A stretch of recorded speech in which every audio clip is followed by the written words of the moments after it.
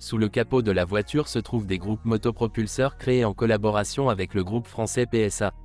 La plupart d'entre eux sont équipés de moteurs essence atmosphérique de 1,6 litres, 98, 120 et 122 chevaux.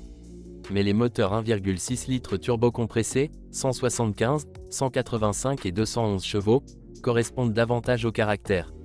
Selon les mécaniciens, les deux unités sont loin d'être idéales en termes de fiabilité.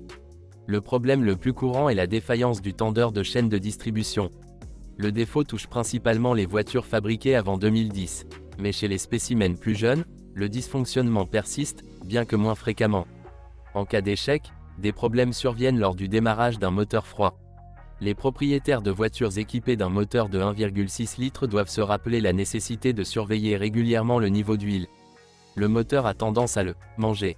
Même une légère perte d'huile affecte négativement l'état du moteur, la longévité de l'entraînement de distribution et les performances du système de calage variable des soupapes.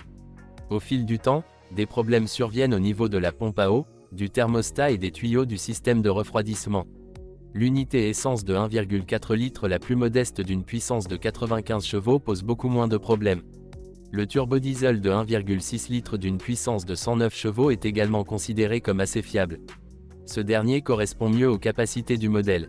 Point faible d'un moteur diesel, injecteur, vanne de recirculation des gaz d'échappement et filtre à particules encrassées.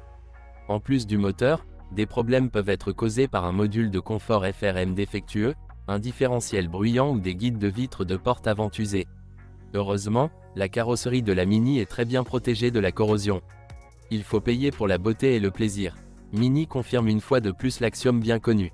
La version avec un moteur à essence de 1,4 litres posera beaucoup moins de problèmes. Le diesel n'est meilleur qu'en théorie.